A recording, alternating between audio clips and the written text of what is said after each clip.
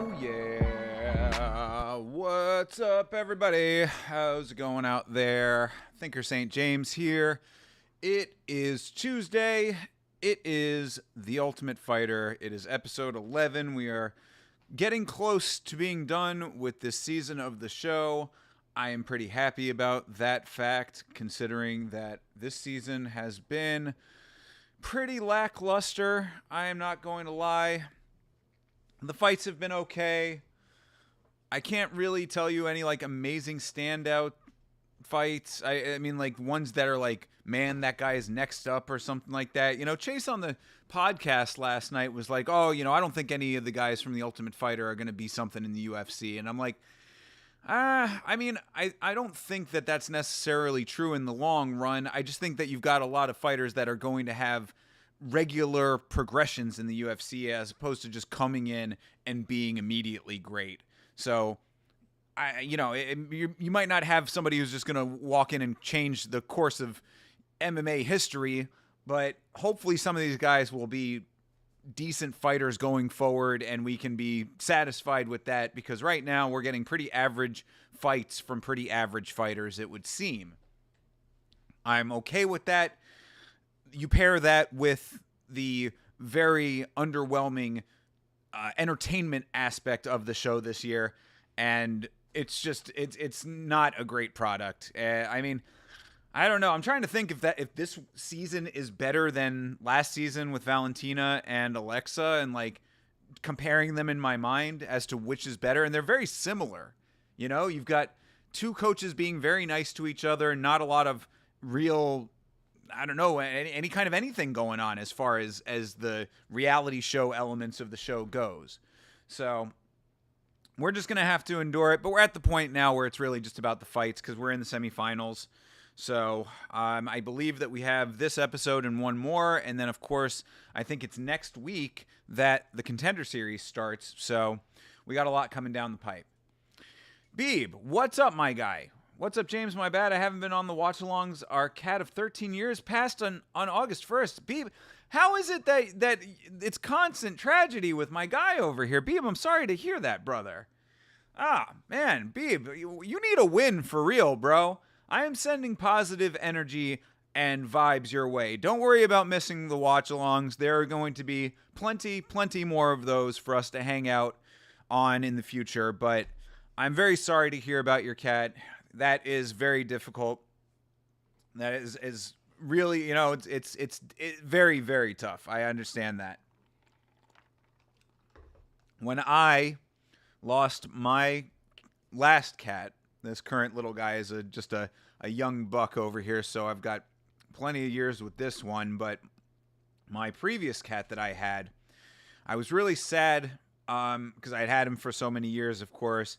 But I was also sad, like, where I lost that cat, because he had been with me through a lot of the good times, and then I was in a really, like, kind of just coming out of a very low point in my life when he passed away, and it was right before I moved into this place that I'm in now, and the place where I was living before this was an absolute, just a shack. It was pretty much a dump. It was not great, and I was just like, man, it really sucks that this little guy who had been with me for so many years and gone through all of my ups and downs had to go out in this place, because I would have liked him to have been able to be here, because this is a much nicer place than where I was. So anyway, don't mean to make it about me, of course, but just to relate a little bit to what you're saying, I guess. Either which way, regardless of any of my stuff, I feel for you, bro. I'm sorry that happened. How old was? You said the cat was 13 years. Yeah, okay. Was the cat 13 years old, or did you have it for 13 years? I mean, 13 years is a good long life for a cat either way, so you got a good amount of time with that pet. So, you definitely can take some small solace in that, and hopefully you gave the cat the best life that you could. That's all that you can do as a pet owner, you know what I mean? Is like, you just try your best. She had stomach cancer and finally passed in my girlfriend's arms. It was horrible, but she's now in a way better place. Yeah, that's also the other annoying. The hard part about being a pet owner is that when it's something like that, like, what are you gonna do? You're gonna try to go through all the surgeries and do all of these different things to, put your pet through potentially a lot more pain and suffering to try to keep them alive, or make the tough choice to have to let them go. So that's, yeah. Oh man, taking it back. When the one that I was just talking about, when he passed, I didn't realize that. I guess I kind of sort of in hindsight realized that he was starting to give me some of the signs. But he died, I think, of organ failure of some sort, kidneys or something like that. And I had to take him to the emergency pet hospital. And, he was always a very skinny cat, but he had stopped eating. So he was very frail, and just thinking about those last, that I had to make the hard choice by myself, I didn't have any family or anybody with me with that. So, just there by myself in the pet hospital, and, just kind of holding him while they had to, they did what they had to do. And it was just, yeah, it was really tough, man. It was really tough. So I understand that one intimately. And I feel for you, bro. You lean on the strength of the people around you. Luckily after the fact, I was able to talk to family and stuff, but it was late at night, in the middle of the night, that the cat was starting to show signs of being very sick, and I was just like, okay, there's something wrong here. But you had your girlfriend with you. That was, I'm sure, the best way it could have gone for the animal. But it's never easy. It's never easy, and they really do become, they're an extension of your life. You have all those years with them and everything. And that cat, my last one, Oscar was his name, and he was always a little bit of a handful. He wasn't. This little Omen, the Yama cat, he's not as bad as Oscar was, but he's got similar traits because they both were strays. Found both of them on the street, so they both have that kind of street cat sort of mentality to them a little bit. They're not super affectionate, kind of play by their own rules kind of thing. You see Yama cat back here. He's always running around. He's always coming over here and meowing at me, yelling at me, all this stuff or whatever. It's they're a little bit wild. They're a little bit untamable, but they love in their own way, So it's there were plenty of times with Oscar, with the one that passed away, that I would cursing this little guy's name, damn it, Oscar, blah, blah. He used to throw up a lot too. That was the other thing that was hard with him, was that, God, that little cat puked so much. I'm lucky with this guy.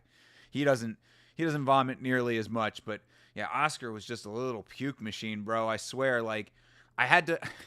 It's so bad. I literally, in the apartment that I lived in for many years with him, I actually had to buy food that was close in color to the carpet of the apartment, because he would throw up so much that I would just have random stains all over the carpet if I had food that was of a different hue.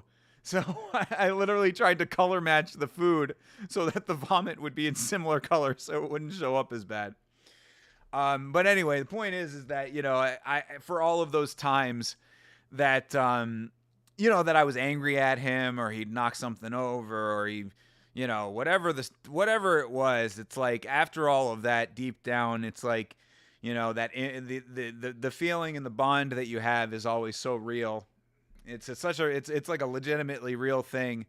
And I just remember the lady after I put him down, I mean, shit, man. You know, I'm a softie, bro. I'm not too much of a man to admit it. I was crying. I was, I was a wreck. I really was real bad.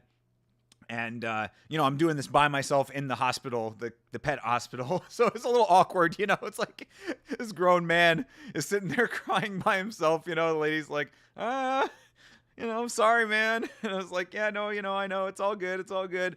But she said what she said that, that stuck with me. She was like, they're not only part of the family, they're an extension of you, they're part of who you are as a person. So, I feel for you, brother. I really do. And it took a long time for me. I mean, I guess that would be my, you didn't ask for advice, but if you would like any, what I would advise is to, don't go head first into another pet until you feel ready to do so, or until the right pet comes along. Cause I, for the longest time here, wasn't going to have a pet. I just, I don't know. There was something, I just didn't, it didn't feel right with it, whatever. There was a night, actually, it's a funny story with how I got this little guy. It was a night when there was no MMA. It was an off night, it was one of the rare off nights from UFC. I was over hanging out with a friend of mine. We had taken some completely legal mushrooms. Your boy likes to partake in the fungus. So we had some very fun mushrooms, again legal. But we were outside, we were walking around the neighborhood, just out and about, just having a nice evening. On a night when I wasn't doing this, and that's when he just randomly came into our lives, he was in the middle of the street, kind of walking around, all black, he's a almost completely black cat in the middle of the night in a very trafficked area. My friend's neighborhood is notorious for there being a lot of strays, and is a residential neighborhood with a lot of residents. So I was like, this cat is going to get hit by a car. The way that he came up to us, because we were walking in the middle of the street, because it's if there was a car coming, we'd move off to the side or whatever. But it's still residential, so we still could be in the middle of the road. And so he came right up to us and was just meowing. Obviously, he hadn't eaten for a while, and I'm like, this guy is going to get hit by a car for real if somebody doesn't do something. So I was only going to take him and get him to a vet or something like that, just to see if he had a chip in him or whatever, get him back to the people that owned him. Found out that he didn't have owners, hadn't eaten in a long time. He ate an entire pack of turkey on that night or whatever, and he was such a little baby at the time too. So it just happened, you know what I mean? So anyway, I tell all of that story just to say, sometimes it'll feel right to get another pet, and then sometimes it'll just be happenstance, and the universe will tell you that it's time. And that's what happened with him. The universe told me. So anyway, that's my long-winded rant. But either way, Beeb, I'm very sorry for your loss, brother. Like I said, bro, you need a win, bro. We need Beeb to get a win real bad, dude. I feel bad for this dude when it comes to that. I don't like to hear that my dude Beeb, who is one of the most chill people in the chat, aside from the Rick Allen Two Dads meme, but it is what it is. We need to get you a win though, brother. Much love to you, man. And to your girlfriend too. I know that it's a tough time. Ohio player, what's good, my guy? Your internet was being so ass. Got you on the widescreen. Looks good. Hey, appreciate that, bro. Thank you very much. Well, I'm going. Now that we are making some strides with new graphics, I'll be updating the graphics on these watch-alongs as well soon. So leaps and bounds. This should look a little bit better because I can actually broadcast in 1080p on OBS instead of Restream, where I'm connecting. The deal, bro. I got to connect differently.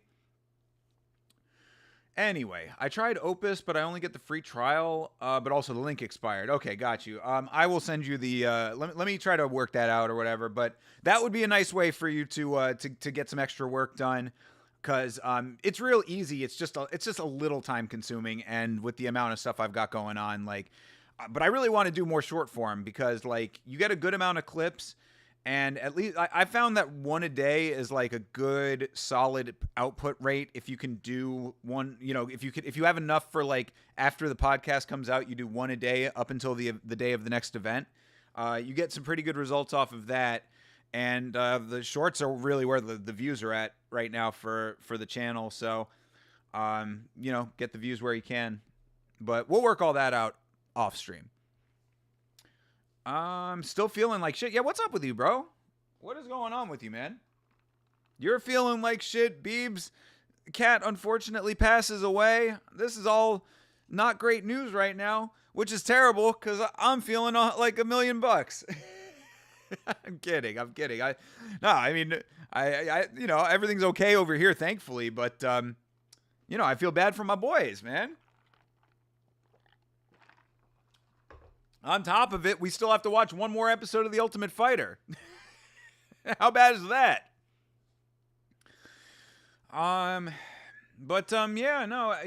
Speaking of other stuff that's been going down, you ever got one of those friends that like is just comfortable like leaving you with like way more questions than answers?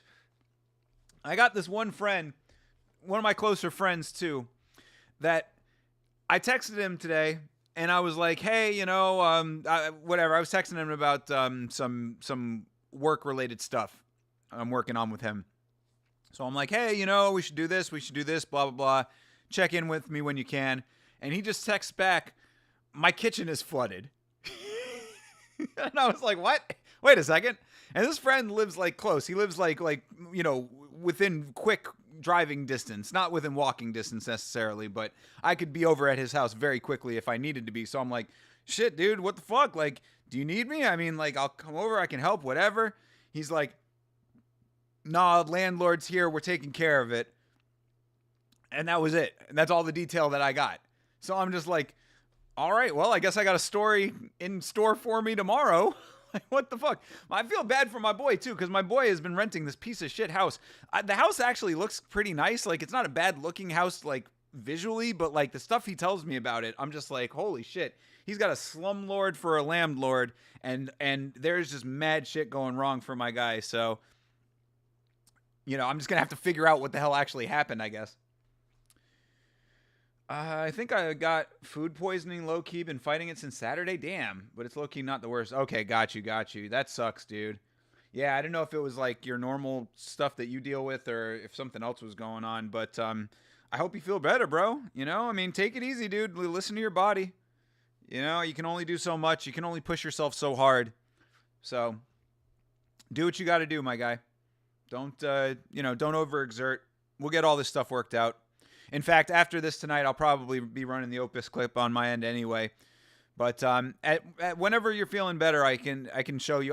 We can do it on off stream, but we can just do it in like a video chat or whatever. I'll show you how it all works. It's pretty simple. But you got to get yourself right first. So definitely do that. Ah, man. What else is going on? I was, so today, I'll tell you why today I was feeling pretty good. Still got to do tough stream, though, and finish one after, I think. Oh, you still have more one to watch? Okay. Got you. Yeah. Dude, no, I mean, you do it. What I do, however you feel is best, bro. You're the one in your skin. You know what I mean? You got to do right by yourself, do right by your audience, that kind of thing. But you got to know what your limits are too. So just navigate accordingly. But I was gonna say there, the reason I'm feeling so good is because I started my solo journey into business ownership last week and was very, very busy with a lot of like preliminary stuff. Yesterday I got work done, but it was very scattered, and I was also doing the stuff that I need to do for the podcast. So podcast was great last night, by the way, for anybody who missed last night's show. I was very happy with the show on Monday, last week's fights. We debuted the new graphics. No one made a comment about that. I was very happy with the new graphics, but it's kind of hard to see. There's not really that much that you can see with the layout that we use, but either way, still happy about it. So, making progress there or whatever. We did the show. Today was the first day that I really felt like I actually got like a real full on hard day's work in. Like I was in the zone today when it came to business stuff. I got like a lot of things done, emails flying out left and right. Just really doing the work the way that I felt that I should be doing the work. And like what I was hoping that like working for myself was going to be like today was like the first day that really like clicked in. So I felt pretty good about that. And, so when that happens, that makes me feel good, and I got to keep that going. But tomorrow is going to be another early day. I got to go over and, I'll be live with the Vitz King again tomorrow. So if you guys are hanging out during the daytime, tomorrow, twitch.tv/VitzKing89 for myself and Vitz, playing and testing classic video games, doing our video game inventory for one of the bigger projects that we're working on. Had a good meeting on Monday night before the podcast. So a lot of things are like going in the right direction. It's just a long process, but today was a good day for that process. So felt good about that. Was watching one on Sunday and the internet died, so I just got off. Yeah, speaking of the internet dying, I'm slightly concerned. When I took a quick nap after the work day today. Usually I'll try to take a nap before I come on stream, and it is fucking pouring out, and it is thundering and like very, very, very loud. And generally when it rains and it doesn't thunder, it's like normal Florida shit. But when it thunders really heavily, that's generally when the internet has problems. So I don't want to jinx anything, but I'm hoping that everything's going to stay okay for the Ultimate Fighter. So far, so good. It's kind of why I wanted to come on early, just to see if we were going to have any problems. But so far, so good, like I said. So sorry that happened to you on Sunday, bro. But you'll get back into it. Get back into it. Do your thing. Watch the one. How's the viewership been for the one streams? Are people fucking with you?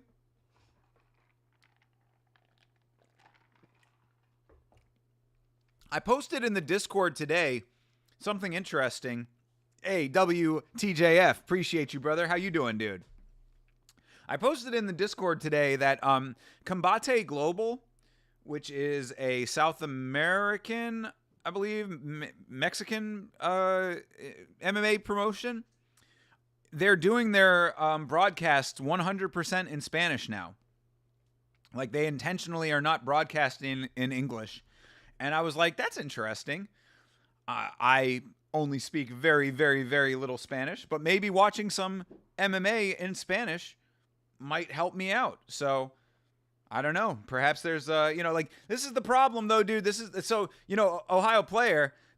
What I would say, and what that made me think of that is that like this is the problem though, is that you start getting into like the smaller promotions when it comes to like doing watch-alongs and watching MMA. You can watch MMA 24 hours a day, 7 days a week if you really want to go deep. You know what I mean? Fucking UFC, PFL, One Championship, Ryzen, Combate, KSW, Octagon, Combate, you can do Glory Kickboxing, you do UFC, BJJ. I mean, there's so much combat sports. You get down into the more regional shit, Fury, Cage Fury, Cage Warriors. I mean, there's so many promotions that you could be watching. You get Fight Pass, and it's all over. That's why I specifically have never gotten Fight Pass, is because I'm like, you get Fight Pass, you're never going to do anything else. I would literally just live on here, but maybe that's the way to do it. I don't know. Maybe that's just the way. Watch MMA every day, all day on stream. That's how you go full time as a streamer. You're just always watching MMA. Indiana is better than Ohio. I'm sorry to the Ohio player, bro. Fighting words over here, dude. Damn. Indiana Pacers versus who's the Ohio basketball team? The 76ers.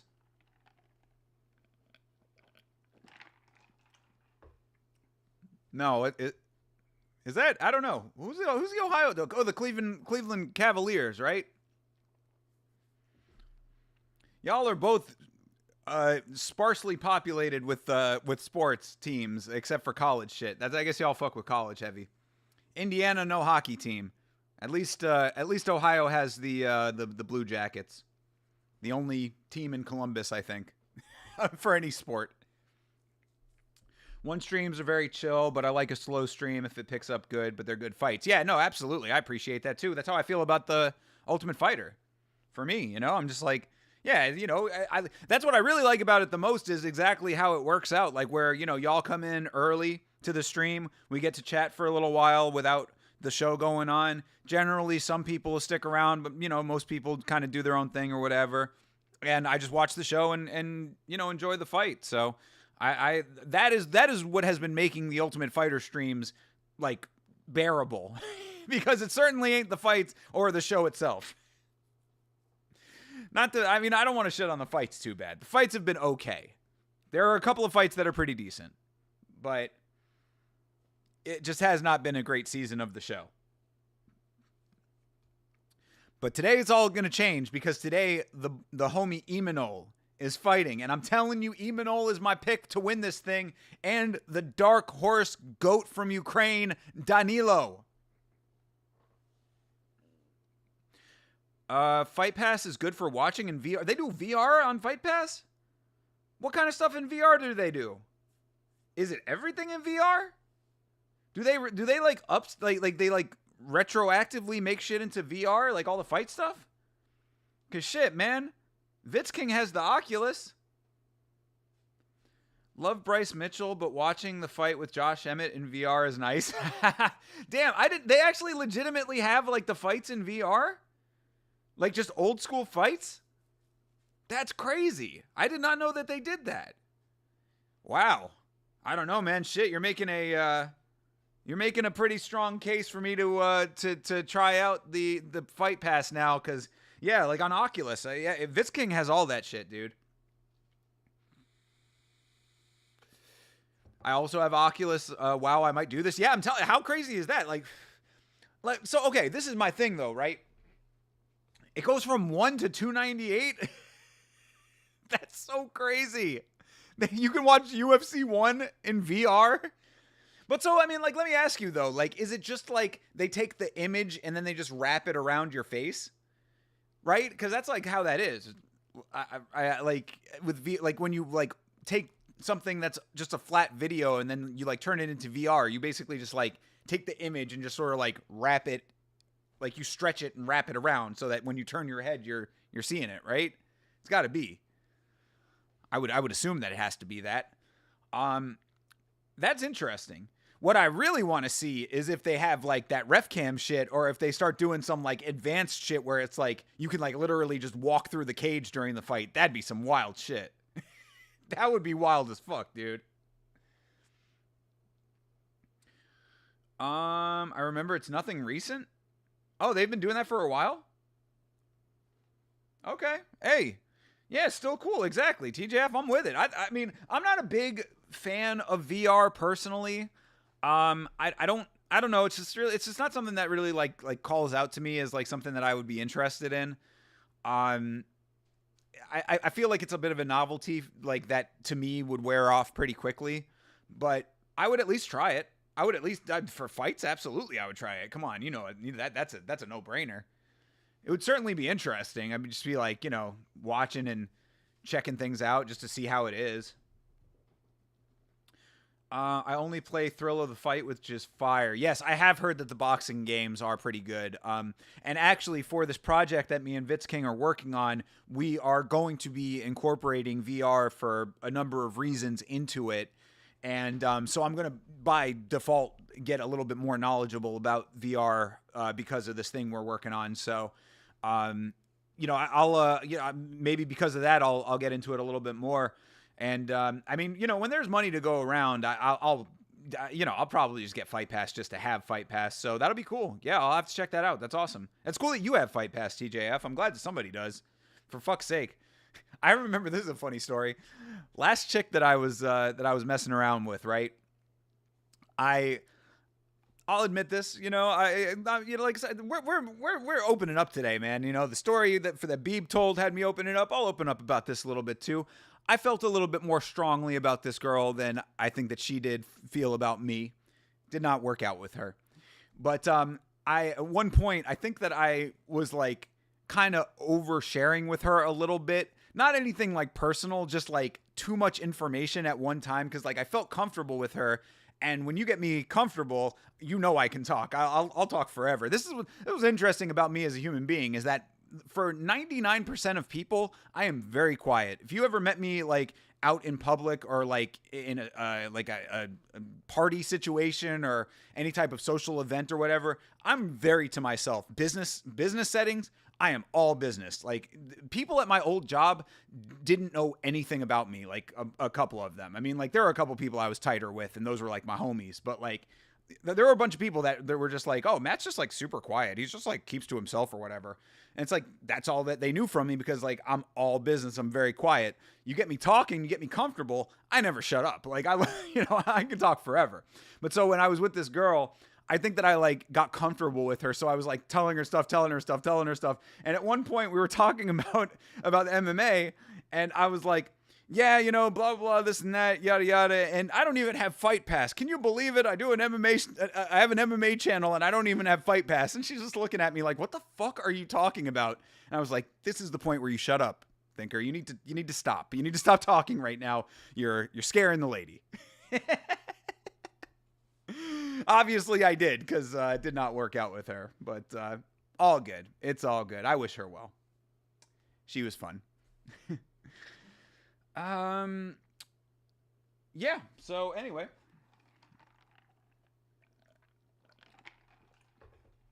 Cool though with the VR. Like, my thing with VR, I think, is that what's the end point? Because if you think about it, right? Like, so a lot of people, like, we think in like future terms, right? You see movies and television shows that like create some idea of what the future might look like. And we let that sort of shape our broader idea of what the future might look like. Then in reality, you are confined to the structures of physics, the elements of nature, all of the things that comprise the literal human existence versus the fantasy existence that we conjure up in our minds for the entertainment that we consume, et cetera, futurism and all that kind of stuff. So what you get is a bit of a hybrid between those two in the reality of what the future looks like. I say all of that to say, what is the logical endpoint of VR? Because people think that, oh, Ready Player One might be a real thing where you're completely in this virtual world and you're moving around and you're going all over the place, whatever. But like, how would that actually work in the real world? Like, the only thing that's come close to that so far has been those like things where you're standing on the running pad and you're like strapped in. You've got that like strap around your waist, and like the ground is like a little bit of like a treadmill, and you can kind of like push it with your feet or whatever. I mean, is that like really that? Is it all that? Is that what people are going to want to do? I don't know. You know what I mean? Like, so what's the, like, I'm saying all this to say, like, where VR goes, like, I feel is also one of the reasons why I don't really care for it all that much, is because, like, what is the next step of it, and do I even really care? You know? Because, I mean, like, I don't want to be running around in some virtual environment. If I want to run around, I'll go run around. Like, oh, but you can run around on Mars and shoot people. Okay, I can do that in 2 dimensions on my video game screen right now. I don't need VR for it. So I don't know. VR is interesting to me. It's more fascinating than compelling. What I should say. Once you talked about Fight Pass, you crossed the line. Exactly. That's why you're the thinker. Exactly. What I used to say in my stand-up act when I got heckled is, the reason they call me as the thinker is because I keep it in here. There's such a small distance between here and here. Keep it in here. I had to like shut some lady down one time. That was funny, man.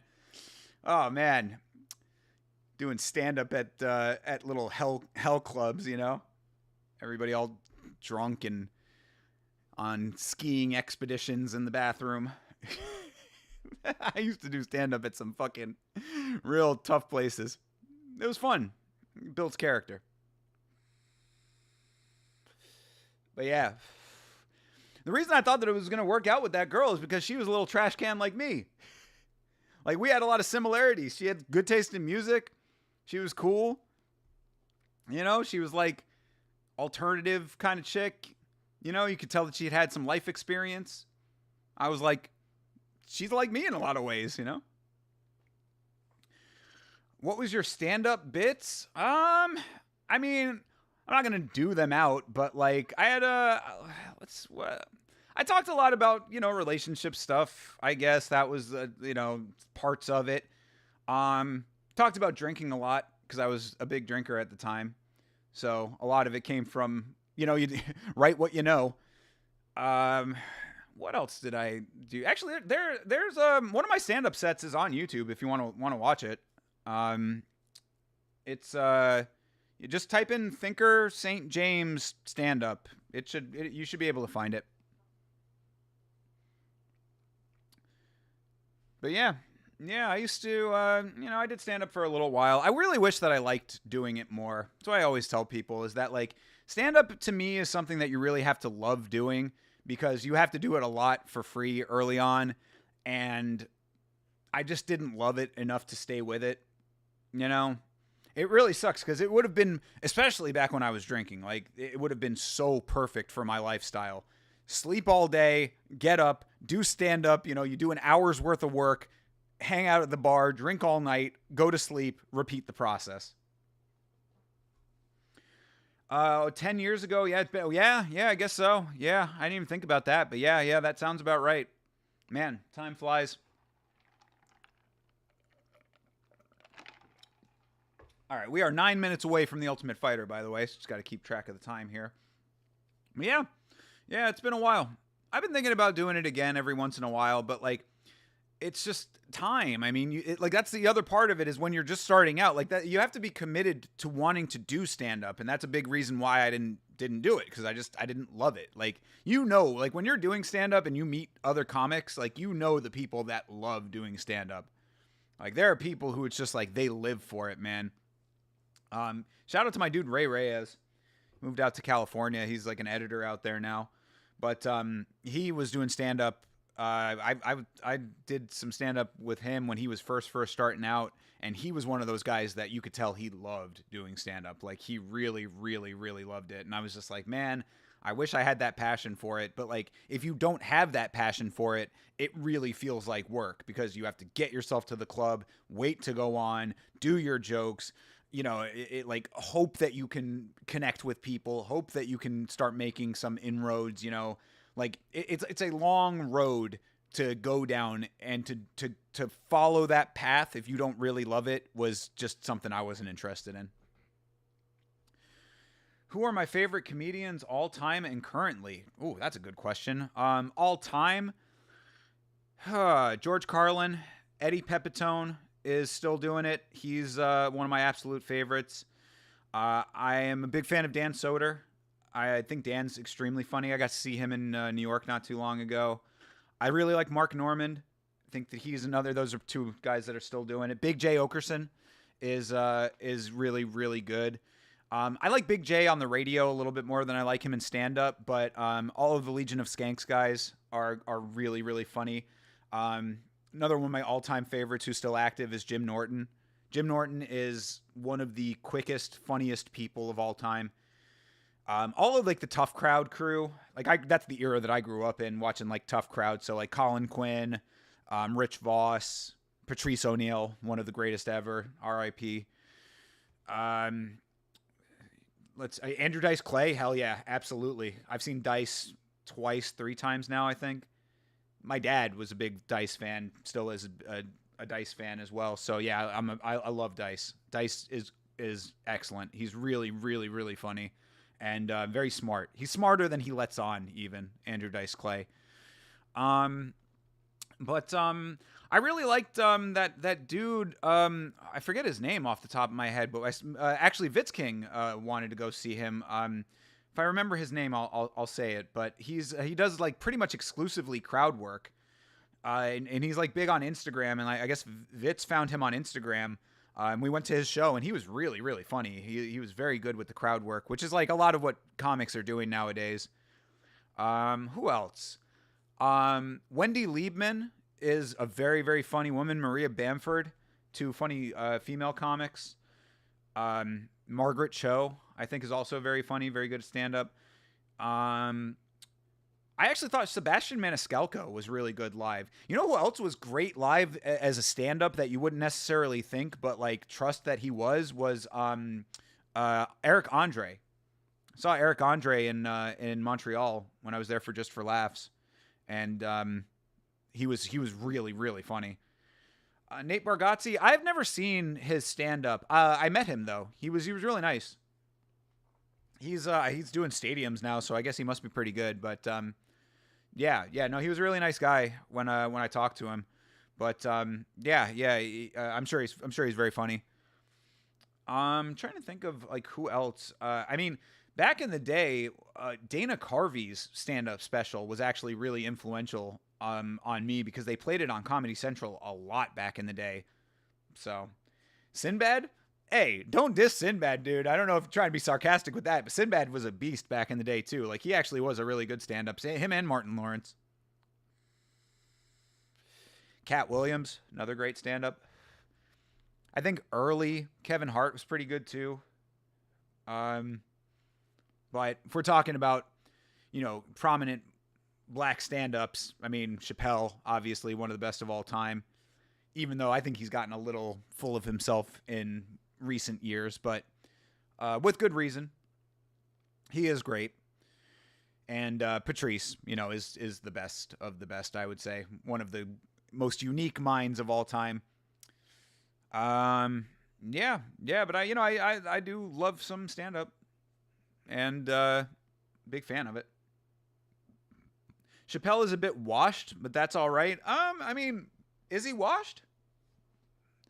I think he's still pretty smart. I think that he's gotten to the point where he's doing more of like comedy that's like social commentary as opposed to like straight up going for the laugh. Carlin went into that territory a little bit later in his career too, so I guess it's kind of like when you get to a certain point, maybe that's just like, you become more of a cultural figure than just a comedian. I don't know. He's cool. Never seen a stand-up though. Was in an episode of It's Always Sunny in Philadelphia. All right, yeah, hell yeah, dude. Now Sinbad was definitely good at stand-up. Fucking Gallagher was really funny back in the day. I know that sounds like it's crazy. You just think of Gallagher as the watermelon guy, but trust that Gallagher was actually legitimately funny. The special, I always think about that one special that he has. The special with him on the big couch. It's like this oversized couch, and he's like bouncing around on it. And that, I don't know, that special was like it was really good. All right, we are 3 minutes out from the Ultimate Fighter. So just keeping track of the time here. We've got a start screen early, which I appreciate. Who else? I'm trying to think of some other like really, really good stand-ups that are like, Laura Keitlinger, another funny female. Like, that's the thing, like, I feel like back in the day, women sort of like worked for it a little bit more. Like, there were women comics that always did like, the My Vagina, the South Park meme or whatever. Like, there were women that like always did that kind of humor. But like, there were some really, really like thoughtful female comics when I was coming up, like, in the late 90s, early 2000s. There were like Roseanne. Like, again, don't get it twisted. Roseanne was a fucking beast back in the day, dude. Like, Roseanne was really, really funny. So, it's unfortunate now, I feel like, because it's like anytime I watch a female comic now, I'm just like, it's all the one that bucks that trend. Adrienne Appanucci, I think is her name, the Dark Queen. She's really good, and she's one that does not do constant sex fucking pussy, blah blah blah. Like she's really smart. So that's one that you know, as far as like modern female comics goes, she's really really good. But like it's just unfortunate now that like every somewhat popular female comedian, it's just Amy Schumer, my pussy smells like a barnyard animal. Fucking, you know, getting my ass eaten, blah blah blah. It's like, hey, good lord, okay, fuck. Like, does anybody have anything original to say? Yes, you have a pussy. It's amazing. Wow. But yeah, so you know, like that's what I say. I wanted to mix in a couple of those female comics because some of those, especially Maria Bamford, like the stuff that she used to do. You know, she talked a lot about her anxiety and like, you know, the like just like deeper subjects and stuff. So yeah, I mean, like I appreciate that. I appreciate thoughtful stand up. Stand up that like is more cerebral but still makes you laugh. That's why Eddie Pepitone is like one of my absolute favorites of all time. He's another dude that yells too, which, you know, yelling about mixed martial arts, you know, I like to yell. So like if there was ever a comic, like, you know, obviously I do my own thing. I would never like try to be another comic or emulate another comic directly. But like if there was ever a like someone that is like similar in the style that I think I would eventually get to, it would probably be Pepitone. All right, we've got feed, Ultimate Fighter. Boom, an ESPN original series is your sync point. We've got the Ultimate Fighter. Back to MMA. Back to MMA we go. Oh yes, Joseph Morales versus Imanol. I'm looking forward to this episode. Joseph Morales, former UFC fighter, back again on Tough versus Imanol, our short king. 5'2", all heart, all muscle, all Mexicano. Bienvenidos a Mexico, cabrón.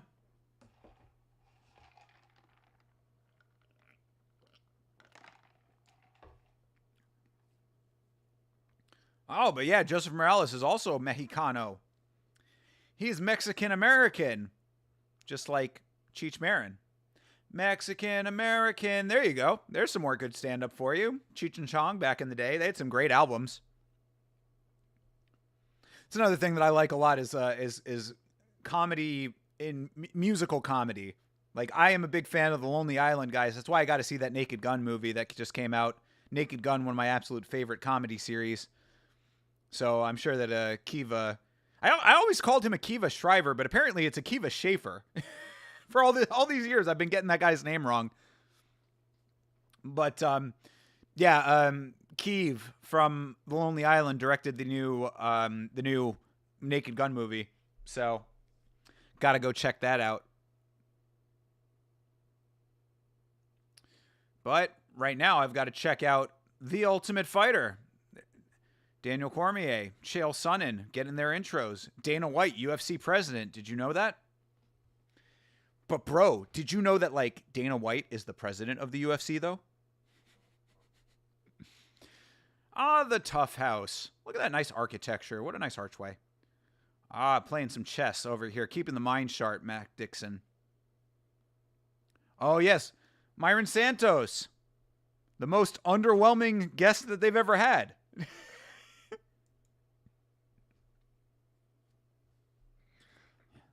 Hello, everybody. I'm Myron Santos. Who the fuck is this guy? I mean, Myron might have to fight one of these guys at some point, right? What does Myron fight? Is he bantamweight? I forget what that season was. I think he is bantamweight.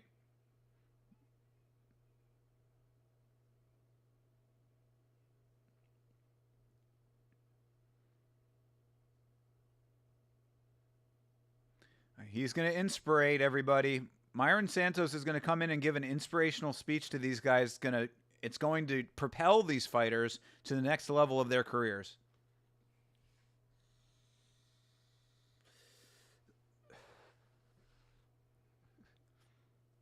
Oh yeah, he beat Edwin. Edwin was the guy that was the drinker. Yeah, see, so at least there was like some somewhat interesting stuff last season. Like none of these guys have like any defining characteristics really. We had those two Brazilian guys messing with each other. That didn't go anywhere. And that was about it this season. Oh, they're doing a Q&A. What did you learn from this experience? Believe in myself. Okay.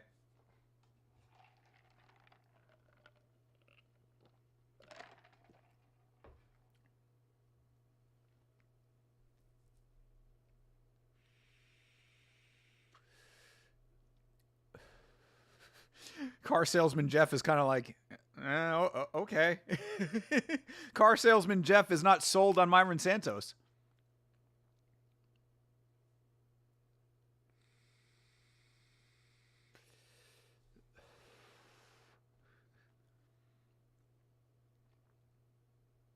I like Joseph Morales. He seems like a cool dude. You know, one of those guys that's kind of like chill, you know, like a dude that can turn it on in the cage, but is still a cool guy outside of it.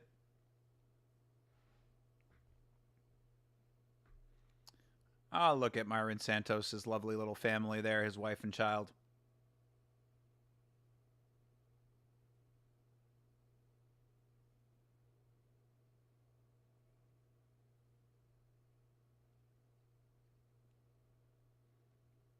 Who'd they get to do the paint job on the Tough House, you think? They got the like the Ultimate Fighter colors.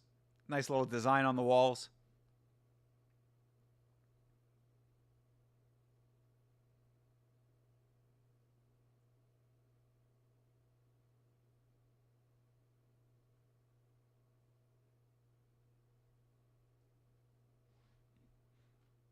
All right, so that was Myron Santos' little visit to the house. Great. Glad that that happened. Now we get Joseph Morales' fight prep.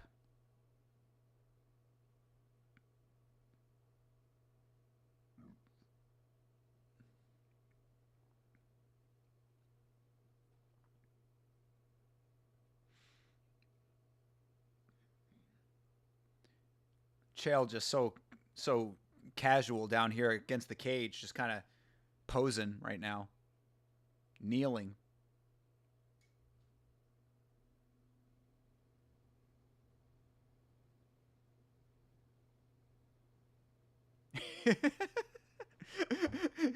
Morales just said, "I really want to upkick him in the face," and Chael was just like, yeah, "Sure, yeah. Okay, you know, if you can." I think Emanol is fast, though, bro. I don't know if you're going to be able to catch him with that kick.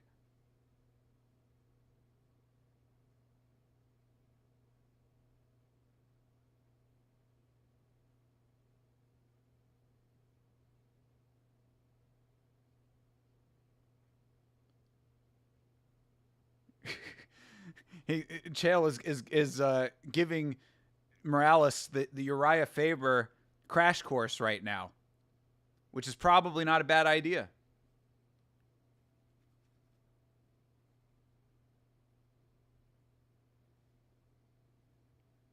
Coach Bobo.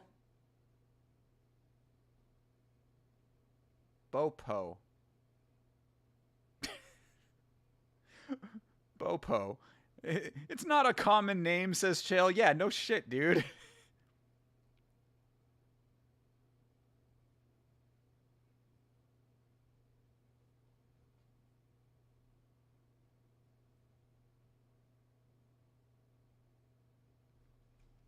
Oh, he goes into like alternate reality mode when he becomes Bopo.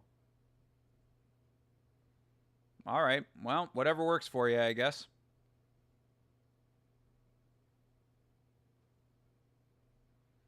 You're not scared of Joseph Chael. He's a flyweight. Okay, yeah, but Bopo is another animal. I got you. I got what you were doing there.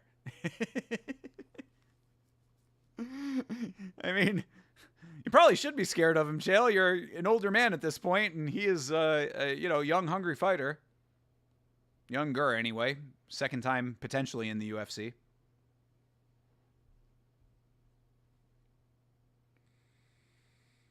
Always children. Always children in the Apex when Chael is doing his coaching. Get these kids out of there. Who are these kids? Just have random children at the Apex. The PI, whatever.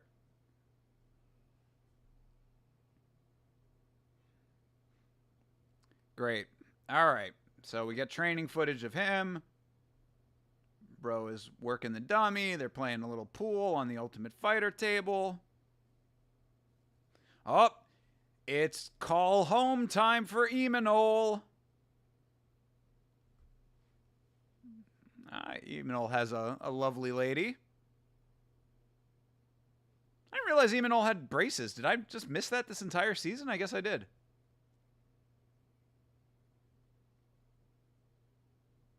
Oh, Emanol immediately with the waterworks. He misses his lady.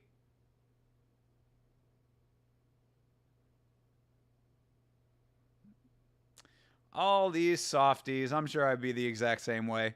Just talking about crying over my cat dying. Of course I would be.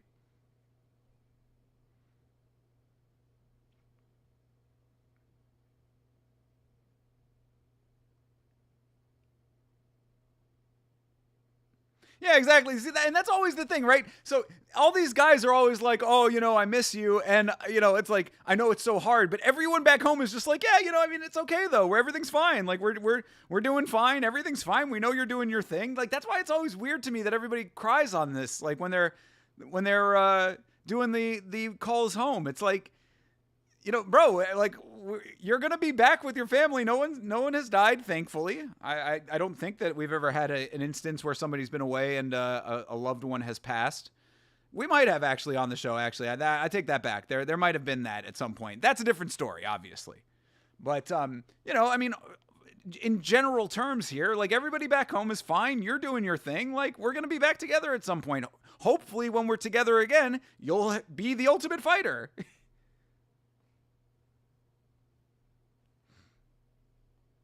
We miss you. We understand your dream. Exactly. Everybody's loving it. The family's got his back. Exactly. How's the mouth guard work for when you got braces? I guess they just like mold it around the braces. I feel like having braces would be like dangerous when it comes to fighting. I don't know. Maybe not. Maybe it's helpful. That's a good question, actually. Shit. I don't know. Think about that. Like, does braces help or hurt when it comes to getting punched in the mouth? I don't know. Interesting question.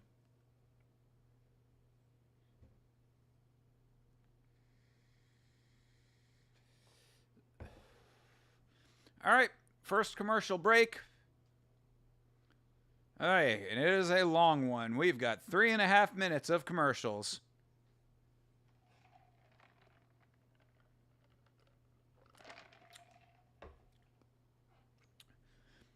Not what's on the screen, but I will say that I had Raising Cane's for the first time recently.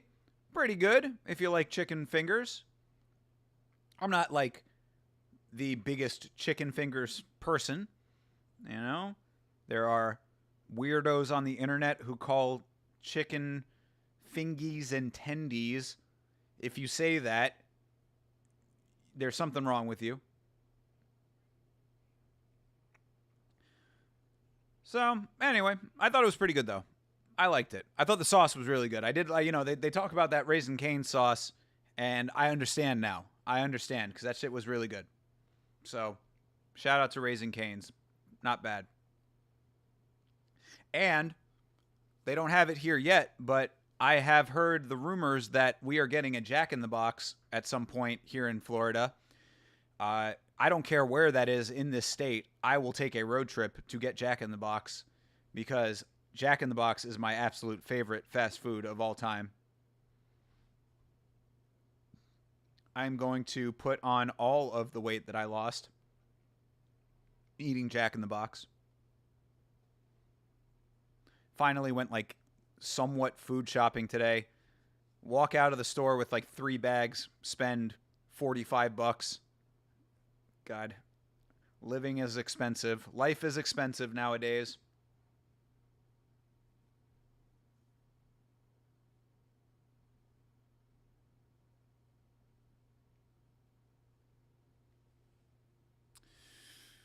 Bop, bop, bop, bop.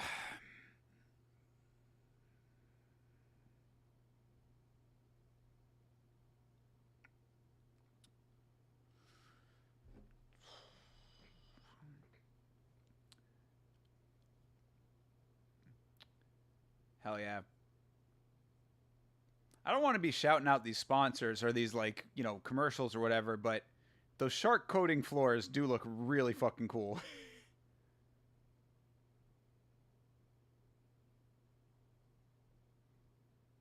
Is this a promo for the one-armed baseball guy? No, this is something different. But they do have that movie about the guy with one arm, or one hand rather. He's got an arm. He just does not have a hand on that arm. Um, but yeah, that pitcher who pitched the no-hitter with one hand. Impressive.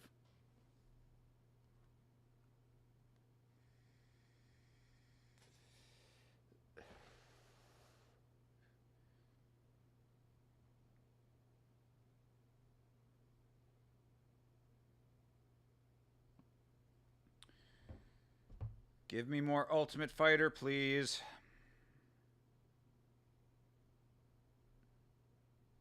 Oh, Ultimate Fighter is back. All right.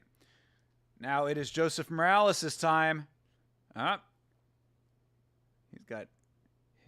Oh, he's got a son named Danilo, too. So it's Daniil, the fighter, and Danilo, the son. What a coincidence. Yep. He's crying, too. We get the waterworks on both sides.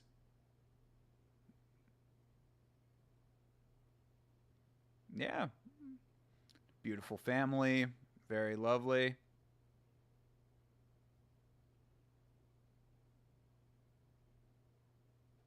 What's up? How you doing, Dad? What's going on, dude?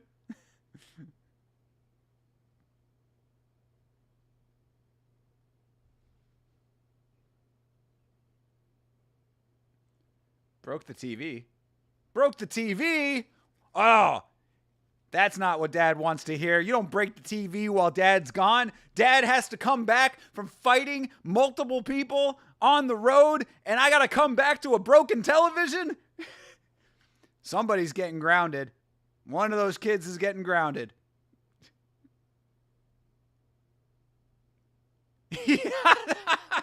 Damn, that sucks. He just said that the first thing that he bought with his fight winnings was a nice TV, and one of the kids broke it.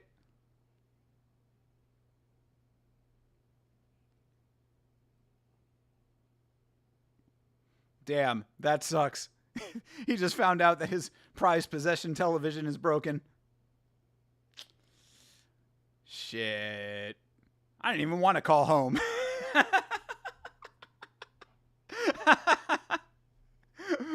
One of these badass fucking kids breaking the TV. That would be funny, though. That would be some funny shit, though. If he goes in there and he just gets real pissed off. Which one of you did it? Which one of you broke the TV? He goes into dad mode on the video call.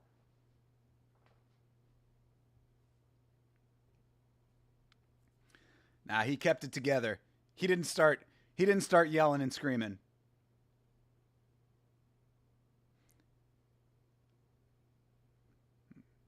He's too focused on winning to be yelling at the kids for breaking the TV. Good Lord, kids.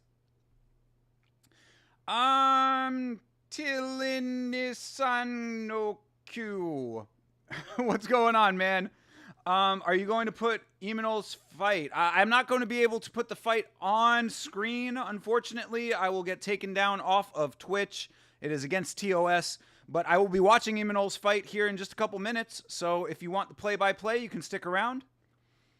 I am here for every UFC event and for the Ultimate Fighter this season. And Eminol is fighting in just a few minutes. So actually, I'm watching Eminol's pre-fight training footage right now. So Eminol is who I am picking to win this fight. So I'm certainly rooting for the man. But yeah, unfortunately, I cannot show the fights on screen. So sorry about that. That is not by choice, my dude. Trust that I would love to. I wish that I could. But yeah, we're about 20 minutes into the episode, so we should be starting the fight here in less than 10 minutes, I would say. Probably one more commercial break and then fight will be underway.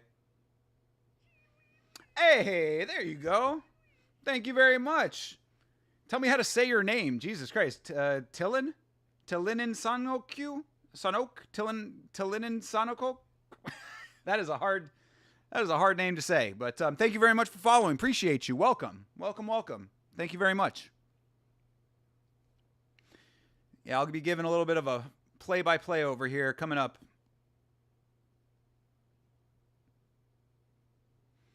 Yeah, shout out to Imanol though. His first fight was really good. That was one of the standout fights of this season so far to me. Was Imanol's performance. I thought he moves really well. He's very fast. He's a little bit small. I will say that. Chase, my podcast co-host, was saying that him at 5'2", that's going to be a bit of a disadvantage for him in this career. But if he can make it work, he can make it work. Because, yeah, 5'2" is pretty tiny. That is a short guy in this sport. Damn, coach is shorter than him. How is that even possible? Good Lord. That's a tiny dude. See DC next to him. DC's not super tall. So it's like DC, Imanol, and then other coach is like shorter than both of them. Like, how is that possible?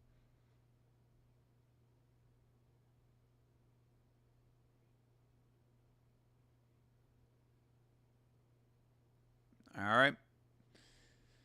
DC says offensive wrestling is the name of the game. I don't know if Imanol is going to want to do that. I think that Imanol is going to want to strike. I think he's going to want to use his speed and try to land some heavy shots is what I would suspect he's going to do. But yeah, I've been saying Imanol is my pick to win this season, honestly, based on the way that I saw him fight. Chase thinks that Alibi's going to win it. Could be, but we'll see. Who do you got? Hamzat versus DDP? I am going with Drikas in that fight if he can survive the first round. That's the big question everybody always has with fighting Hamzat is, can you survive the initial onslaught? We have seen Hamzat wear down over time in fights. He puts everything that he has into that first round. So if there is ever a person who I think could negate that, who could figure out a way to survive that first round, I think Drikas can do it.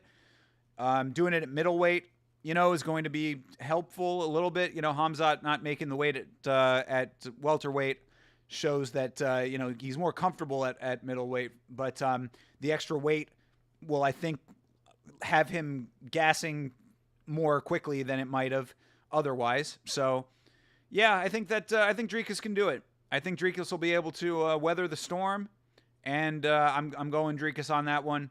Even though, Hamzat is a beast, obviously.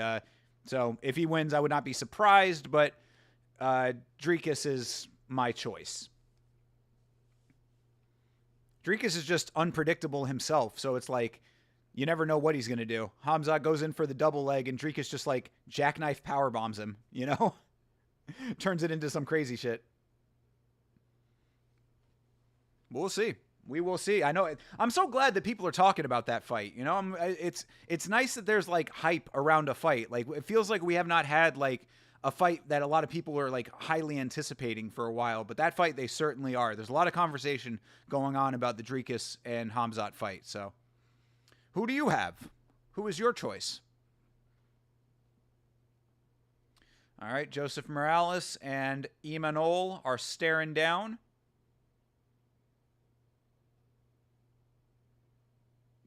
That's my boy right there.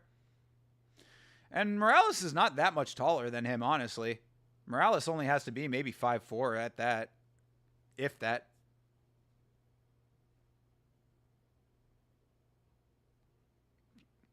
So we're going to see. We'll see if Imanol lets those hands go. All right, they shake hands. Oh, he goes to shake the commission guy's hand. Commission guy turns away. I think commission guy did finally realize, and he went back to shake his hand. Don't think that the commission guy left Imanol hanging. All right, another long commercial break, and then after this, I believe that we should be right there with some fighting, so don't go anywhere for 3+ minutes. But after that, on the other side, we will be seeing the Ultimate Fighter. Potentially. You know, we legitimately could be seeing the Ultimate Fighter. Could be seeing the guy who might win it.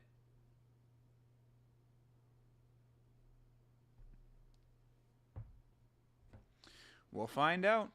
We will find out in due time.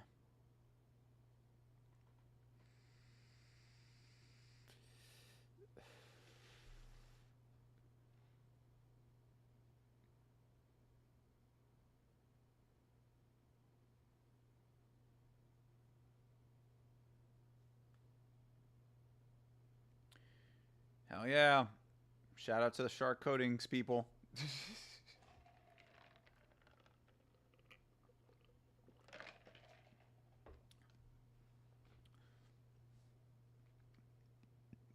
think I'm more curious how Aaron Pico is going to do in the UFC, considering how poorly the other Bellator fighters have been doing.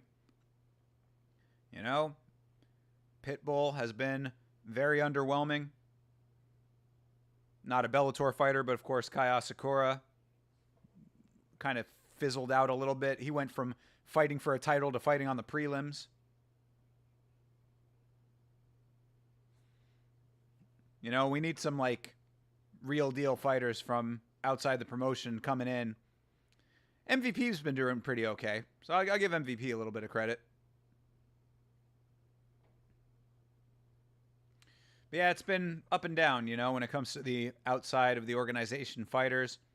Kayla Harrison's been doing good. Michael Chandler, hit and miss, obviously. Don't think we're going to get Dakota Ditcheva for a while. She just re-signed with Bellator, PFL, whatever.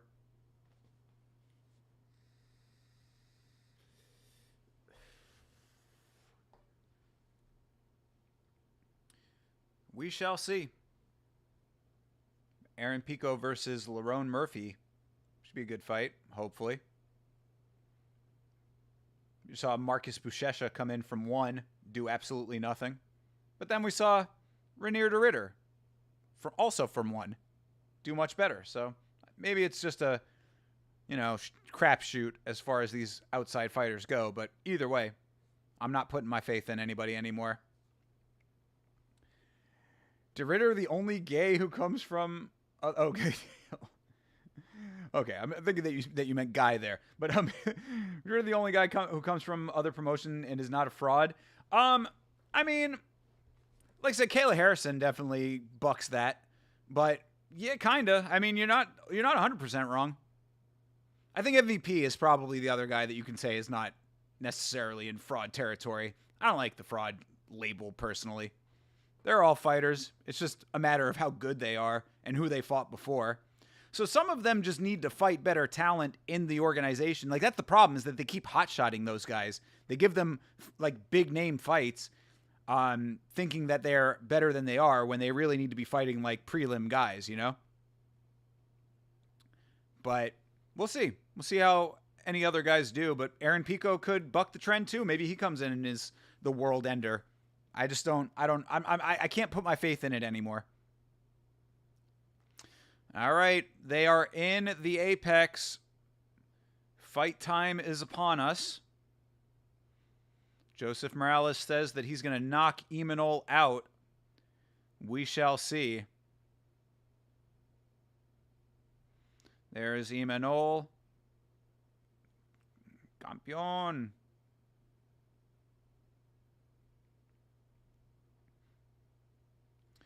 Doing it for his familia. All right, we're getting wrapped up. Arriba, Imanol, cabrones. Vámonos. Yeah, Mexico versus Mexico here.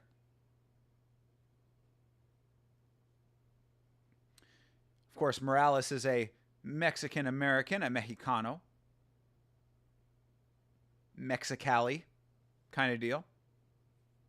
So he has the Mexican headband with the American flag. And Imanol, of course, is 100% Mexican. Cien presente, Mexicano, amigos.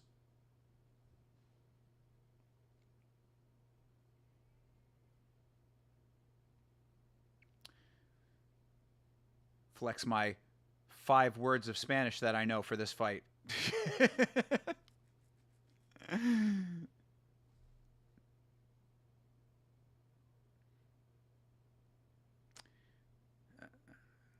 All right. Imanol is making his walk with the Mexican flag. Draped over his shoulders, curly hair bouncing. He does have the menudo curly mop going on up top. All right, coming through the doors.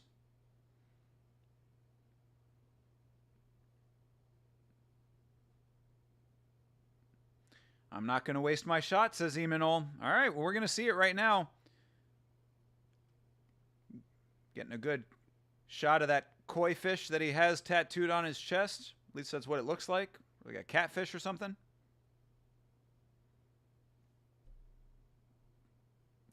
All right.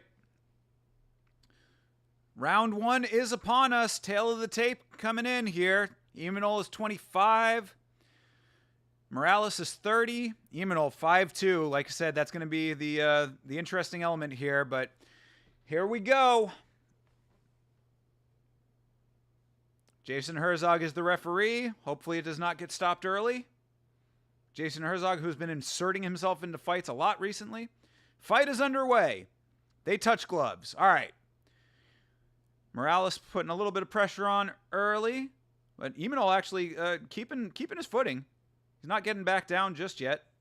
A little bit far back now, but they're pawing out a couple of little feelers here. Imanol circling.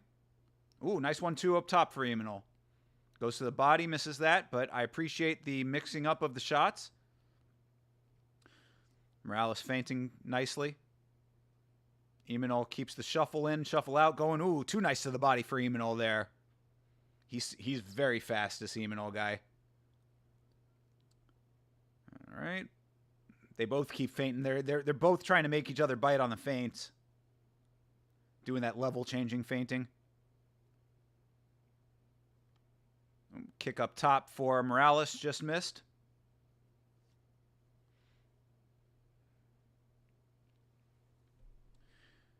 All right, Imanol, another 2 to the body there. There you go. John Dong, how you doing, brother? You came in just in time. Fight is underway. Ooh, one nice to the face for Morales, but another nice body shot. Imanol keeps ripping the body. Ooh, up and down for Morales. Caught Imanol midair, it seemed like. Got a nice up and over. Has the back now, but he's kind of on the side. It's not the exact right position to be getting the neck, but got one leg over, trying to backpack here. I don't think he's going to get the backpack from this position. Yeah, they're standing now. All right, he does get Imanol to the ground. He does have the back now secured. Imanol kind of fell into it, unfortunately for him. All right, Morales has the body triangle in nicely now. Ooh, that's a really good body triangle. Credit where credit is due. Imanol fighting the hands, but he needs to there you go, turns his body to try to get out of it, but Morales did the right thing, pulled him right back over. Morales trying to work the arms over, trying to get that neck. He's got one arm across, but the other arm is trapped under Imanol's arm, so doesn't look like he's going to be able to secure anything from this position just yet. Going to have to switch positioning of the arms there to be able to clinch the hands, but to clasp the hands. Imanol doing a good job of fighting the hands right now. Switches the body triangle up a little bit. Sort of lets the body triangle go. I don't know why he readjusted that, but he's got it back now. Imanol trying to roll through. Imanol doing the right thing here to try to get out of this, but Morales just keeping a really nice tight body triangle here. Body lock is secure. Right in the crook of the leg. Yep. Imanol just got to fight the hands. Oh, one arm is across the neck now. Imanol turning his head to the side. Not let the rear naked become flush, which he does successfully here. He's out of that, but Morales is really hunting for this. Morales adjusts position over to the top now. Oh, he's in mount now. Okay. Oh, yeah. Nice. Eamon adjusts his body, kind of rolling through here. Smart move for Eamon to not let him get full mount, even if it was with a body triangle in. But either way, would have been mount there. So good job for Eamon. But Eamon has to do something here, man. He's been in this position for way too long, and Morales is he's just wearing on him. You know, he's got to put out a lot of energy to fight all of this. And Morales, all he has to do is keep the body triangle in. Fighting the hands again here, just consistently trying to keep himself out of danger. Morales doing a really nice job of readjusting the body triangle when he needs to, but it's a dangerous game when you do that, because if Eamon was explosive, he might be able to break the legs and get out of it, but so far he's keeping it. Eamon really trying to reverse this thing. I give Eamon credit here because he's doing the right things, but Morales is just getting the better of it. Now Morales has the body triangle almost like in a seated position. They drop back down. And there you go. Oh, Eamon almost has the reversal here. Oh, yeah, Eamon reverses. Eamon. I mean, it's late in the round now, so this is not, short time, but great job for Eamon to finally reverse that. 30 seconds left in the round. But Eamon has to do something now. He's really got to let something go here because he's going to drop this round. All right, he's out of it completely. He lets Morales get back up to his feet. Now Eamon needs to start landing some heavy shots here, or he's going to drop this round. There he goes. Ooh, another nice body shot. Eamon keeps ripping to the body. He can't only go to the body, though. Like, he needs to keep mixing it up. All right, and that's where the round will end, on the feet. First round for Eamon, I don't think so, my man. I think that all of that control time probably gives the round to Mr. Morales there. I would think. I mean, if you're going to go strictly off of damage, then yeah, probably Eamon would take it. It depends on how the judges would look at that. In theory, it should just be strictly off of damage. And Eamon was not damaged in any of those ground exchanges. He was just controlled a lot.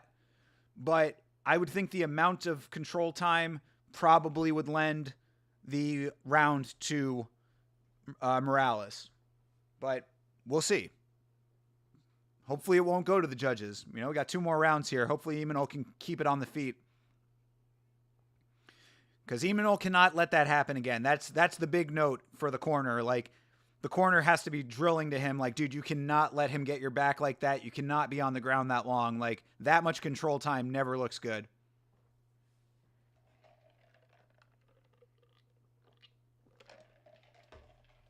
So right now, I would say that Eamon needs to continue to vary his shots. He can't just keep going straight to the body. He has to mix it up, body, head, throw in some kicks perhaps, and cannot get taken down. Those are the keys to victory right now for him in these next 2 rounds.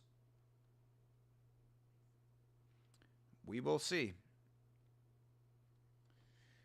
Oh my God, I hate these commercials. I need to do it like Chase, man. Chase gets to fast forward through all these commercials. I got to sit here and watch them because we are live, of course.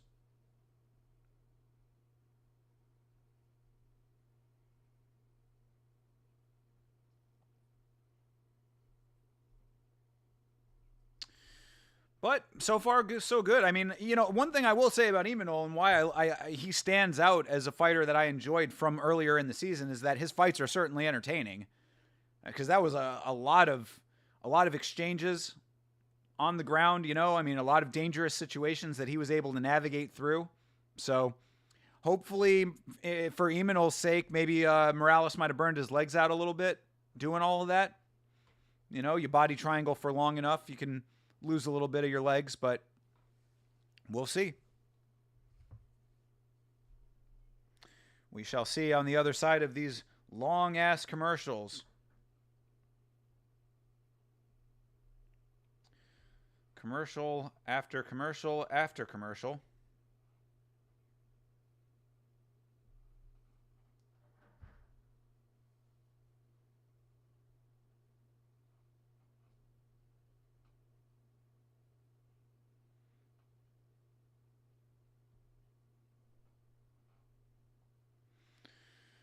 More commercials.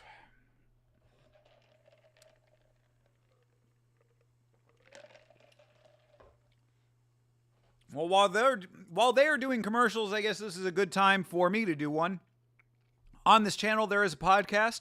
It's called Last Week's Fights. Myself and my good friend Chase Parton break down all of the fights from the previous week of fighting. So if you'd like to watch us yap about fights, you can do that on Monday nights, 10 o'clock p.m. Eastern Standard Time, right here on the Yama channel. We just had our first sponsor not too long ago on the last episode yesterday. Not too long ago, less than a day ago. So, exciting times on the podcast. But, yeah, check out the podcast. If you are new, like Talon here, make sure that you subscribe on YouTube as well. That is where you get the full range of Yama content. And now, we return to the fight for round 2. All right, let's see what Imanol can do in round 2. See what Morales can do in round 2 as well. Fight's underway. They touch gloves. All right, nice jab for Imanol there to start it off. Yeah, Imanol should work the jab. I mean, keep working that, dude. Like, just pump the jab out there every once in a while. And then you can set that up to go to the body thereafter. Oh, there you go. Nice overhand for Imanol. Oh, another nice jab. There you go. Keep working the jab. Oh, nice body shot. Imanol's striking is very nice. Gets out of the way of a head kick by Morales. Did not land. Yeah, B first is exactly right. Why not? Oh, spinning back fist for Imanol landed. Very nice.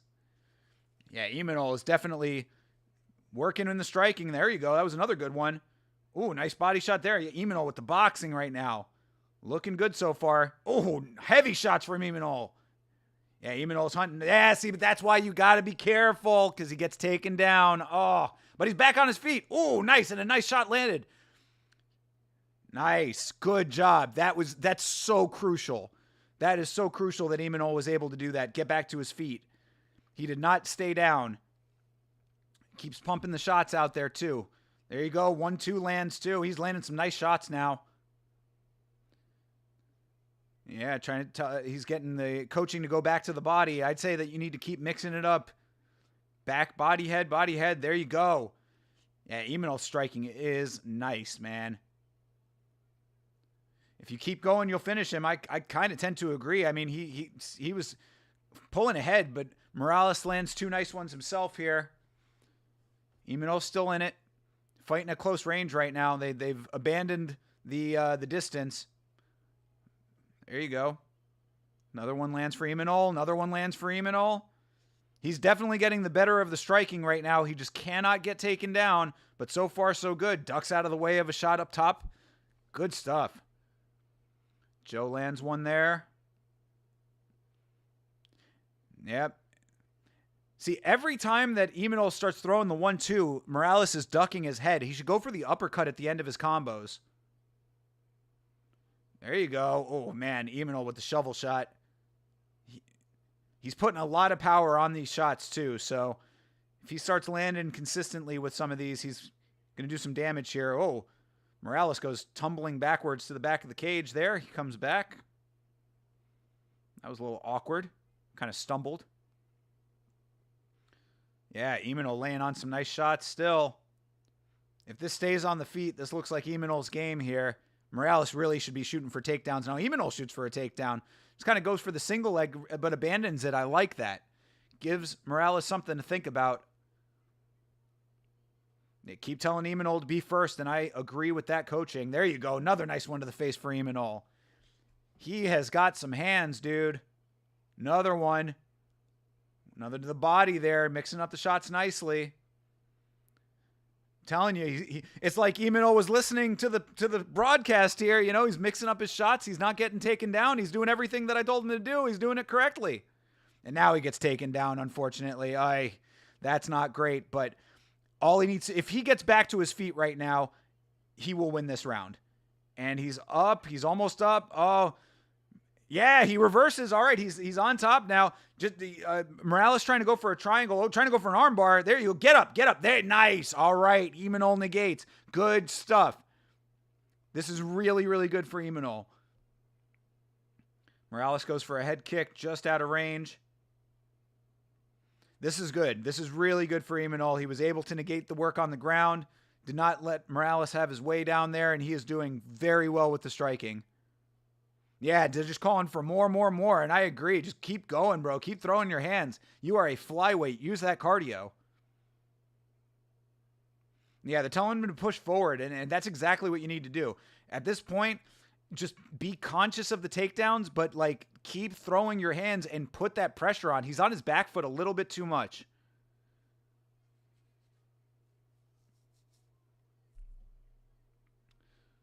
All right, nice counter for Morales. So there's a nice 1-2 from Morales there. Another nice one for Morales. Morales getting a couple of good ones off at the end of the round here. But this is solidly Imanol's round, I would say, unless something crazy happens. 10 seconds left. Oh, another nice counter for Morales, though. He's got to go more, DC says.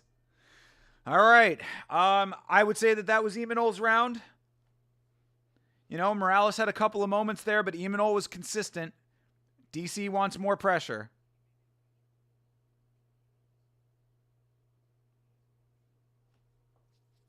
They're saying that he cannot miss when he's going first. And I think that is probably true, but he's got to be careful of the level changes from Morales because Morales is sneaky with the level changes. They're saying go in smart, go in with forward pressure. I think these are all good pieces of advice, but I call this 1-1 right now. So yeah, this is a must-win round right now for both guys. All right, 1-1 going into the third. It's anybody's fight, perhaps. Exciting. There you go, a little excitement on The Ultimate Fighter. Hopefully we get a finish. I'd like to see somebody finish.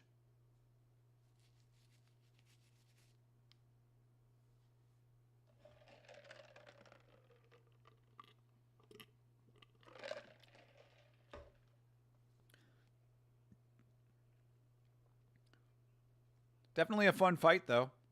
You know? Worth watching on a season that has been otherwise lackluster, I would say.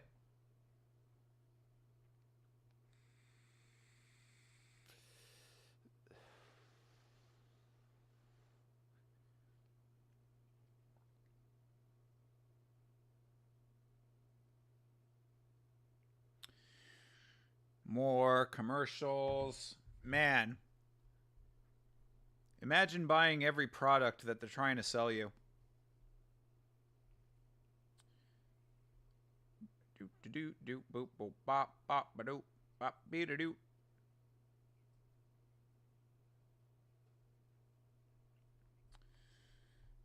All right. Coming into the home stretch of this episode. 13 minutes left.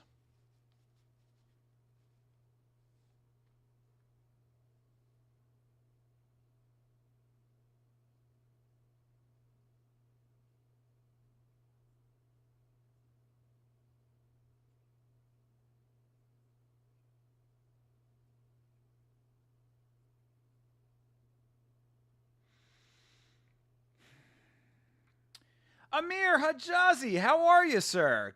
What's going on, brother? Good to see you, man. How are things, Amir? Are you watching The Ultimate Fighter? We got a good fight on our hands here.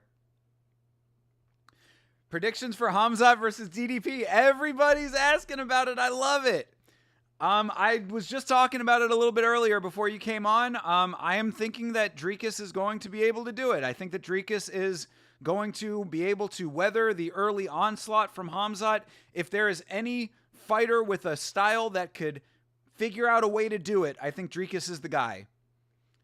Because I think that if Dricus can't do it, then I don't know if there's anybody who can. So, you know, I think that Dricus can get through that first round if he is able to withstand the early pressure and onslaught from Khamzat, get into those later rounds, Dricus takes the fight.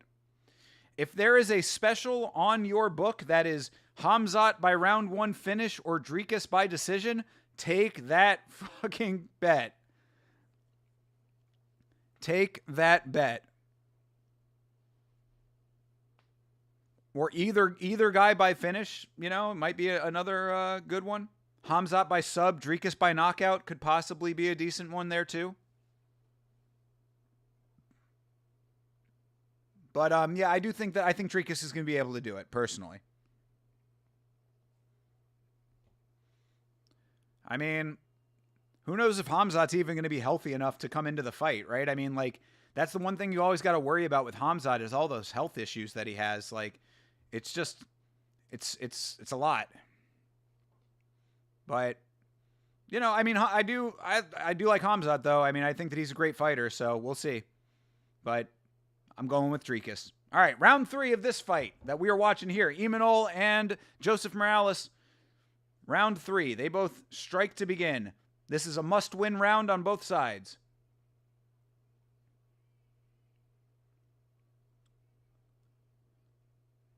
I think Dricus has been taken down by worse opponents. Pretty sure Brunson took him down and controlled him. Perhaps, but I think he can survive, though. And that's key. It's not him not getting taken down in the first round. It's that he survives the first round. Nice body shots for Imanol there. All right. Again, this is a must-win round. Nice head kick for Morales. Imanol catches it and spins him out. But yeah, Imanol has to push forward here. Nice body shot for Imanol. Goes in for an elbow. Gets the high crotch. Tries to dump him kind of oddly. That was an odd situation there. He sort of like had him away from him, kind of dumped him into the cage. But Imanol gets the takedown. All right, this is good for Imanol. Let's see what he can do on the ground. Because, yeah, if Imanol can hold him down here, he might take the round that way. But, you know, he's got to be active here. He can't just let Morales have his way down here. And Morales, I'd say, is probably the better wrestler. Imanol keeping the back control. Yeah. Yeah, I'm saying Morales might have been grabbing the cage there. All right, Imanol trying to get his back a little high now. Man, that was weird. That was a little bit of a mistake on Imanol's part. He went to backpack, but he went way high on his back for no reason. Like, he didn't have to do that. But he still has it, though, so it worked out in the end. Body triangle not fully locked up here. As I was saying, I do think that Morales is the better wrestler out of the two, but Imanol has the body triangle now, and he's got Morales' back. Morales might be fading a little bit here. Oh, covers the mouth. There's a veteran move. Switches up the body triangle. Is he killing time or is he in trouble? Interesting. Interesting question from Chael Sonnen. All right. Morales trying to get out of this, trying to break the body triangle, trying to maneuver himself out of this, move his body to turn. But he needs to turn here. Imanol is doing a good job controlling right now. Oh, Imanol, one arm under. Oh, face crank. Oh, it's odd angle, but he's not fully under the chin, but he is close. He's close. Lets it go. Damn it. That was close. Trying for it again, though. He's been close a couple of times to having those hands locked up for this rear naked. Even if it was a face crank, he could have been cranking. But he lets it go.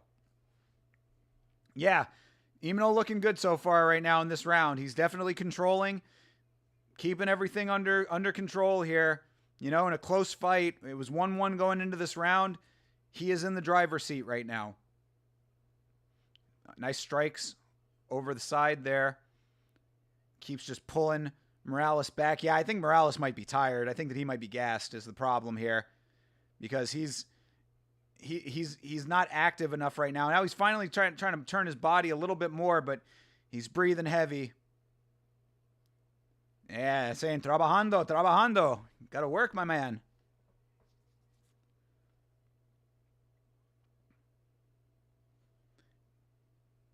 I mean, Morales is just he's letting it slip over here, dude. He's letting himself be controlled. You know, this is what this game is. You got to get out of this. Same note for Imanol, but I mean, you know, he did get out of it because Imanol has had this control for the majority of this round now. Under a minute left in the fight. Yeah, I mean they're screaming at Morales right now that he needs to work his way out of this, and he's trying, but he's just not having any success. Emanol doesn't even have the body triangle in right now. He's just got hooks. Yeah, this is, man, I don't know. I mean, this is not the prettiest way to get a win, but Emanol is doing the work. There you go. Hand under the chin again here. You're Mexican, we say, está chingándoleselo. Chingándoleselo. Hey, hold on. Chingándoselo. Chingadoselo. Close. I don't know. Soy gringo.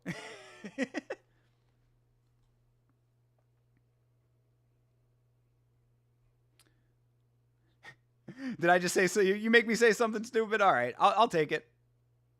That's all right. You can make me say dumb shit. I don't mind.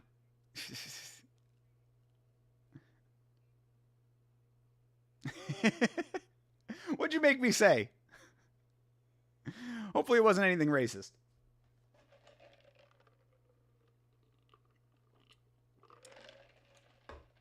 I know está is me. So yeah, you made me say some shit about myself. Okay, I got you, bro. I see how it is.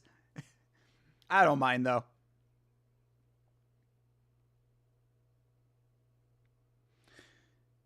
But yeah, all right. That's how that fight ended. It was just with Emanol in control of everything. So I would say that it was 2-1 Emanol.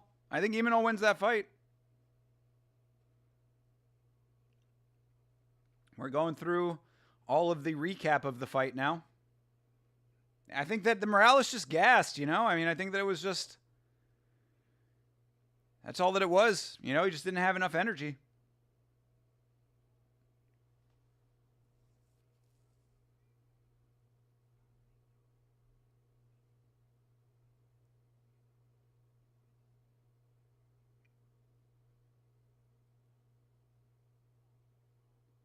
Round 2 was a toss-up? I don't know how they're saying round 2 is a toss-up. I thought Emanol had the way better striking. Definitely more volume.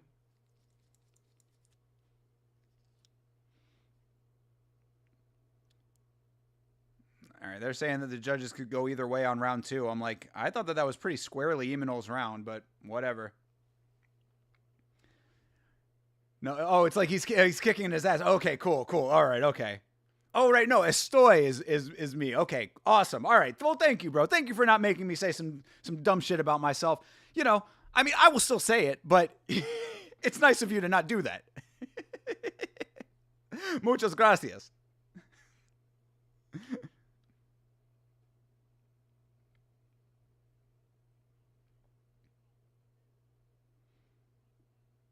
Yeah, Emanol had so much control time that round. Good Lord. It's like all of that control time in round 1 for Morales was just the same thing for Emanol in round 3.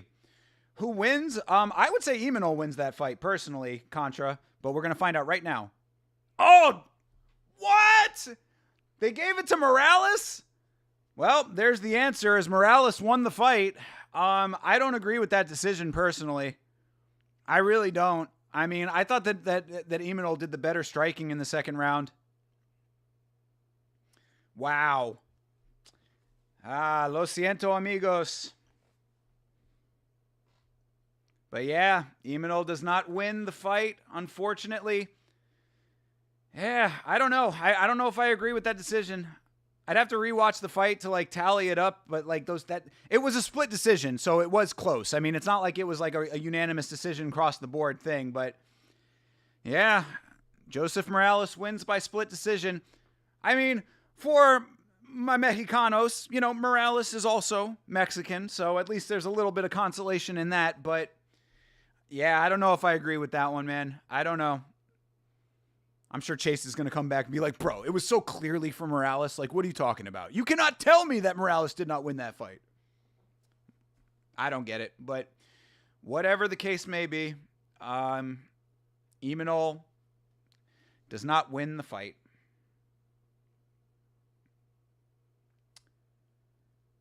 Is that La puta madre? I know what that means. Yeah. Michael, how's it going, brother?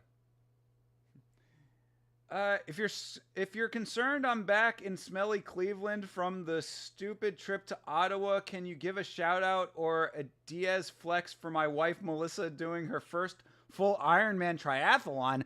Her full Ironman triathlon? Hell yeah, go Melissa. Get it. Get the Ironman. Become the Iron Lady. That's awesome. Shout out to Michael. Shout out to Melissa. I mean, you know, being in Cleveland, that is what it is, you know? I mean, Ottawa, maybe a toss-up between the two cities, but shout out to your lovely wife for doing her Ironman. You wanted to flex. Ooh, gotta go with the hard flex. Flexing from Melissa. Congratulations on taking the step to do that, and I wish you the best. I hope that it is a great experience for you, Melissa. But my boy Daniil is coming up in the next episode of The Ultimate Fighter, which is going to be the last episode of the season, I believe. So we've got Matt Dixon versus Danilo from Ukraine. I'm looking forward to that. Danilo, as I said, is my dark horse for The Ultimate Fighter. And that will bring us to the end of The Ultimate Fighter for tonight. So I will turn off the timer, and I will mute that bullshit. You are welcome, Michael. Always appreciate seeing you in the chat, my man. Shout out to you. Shout out to Melissa. I hope she does great in her Ironman. Crushing it out there. Being physical, you know? Going out there and doing the damn thing. That's human. It's a human thing to do. I appreciate that. I think even with this loss, we are going to see Imanol in the UFC, bro. Teddy Bear DC is going to put him there. No, I agree. That's always how it is with the Ultimate Fighter at this point. Like, they end up bringing a couple of other guys into the UFC with an outcome to that fight like that. I do think that Imanol probably has a place. I do agree with my buddy Chase, though. Being 5'2" is definitely going to be tough for him in the higher levels of this sport. Even as a flyweight, you know, there's no smaller that you can get in the promotion. Even as a flyweight, you know, there's no smaller that you can get in the promotion. So he is going to be undersized for the smallest division. So that's kind of backed into a little bit of a corner. But I wish him the best because I do think he's a good fighter. And he's still young, so he can still improve. If there was anybody that I think so far this season that should still come into the UFC, even if he lost the fight, it would definitely be him. It would definitely be him so far. That's really kind of the only one that I can think of off the top of my head. Maybe one of the guys from the Matt Dixon and Danilo fight might show me something, but Imanol was who I had to win the whole thing. So, you know, even before all of my lovely Mexican friends came into the chat, you know, I was already rooting for Danilo. So this is a little unfortunate. Like I said, I thought that he won that fight. So it is what it is.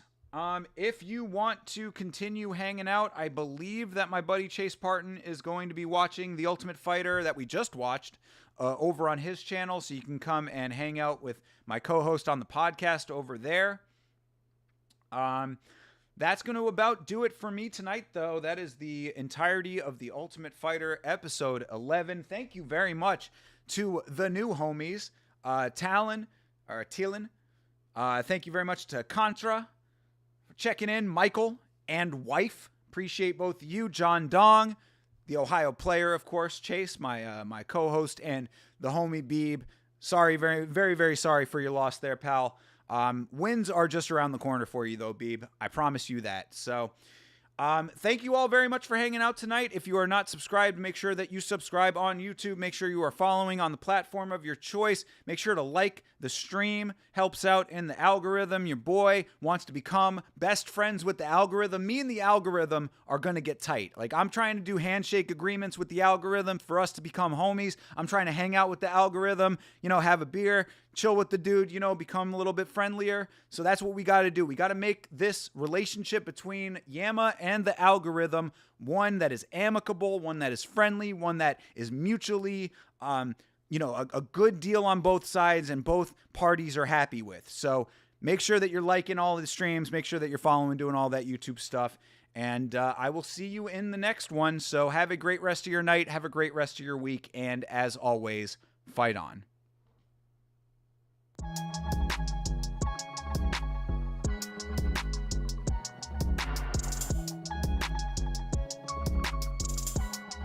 Change.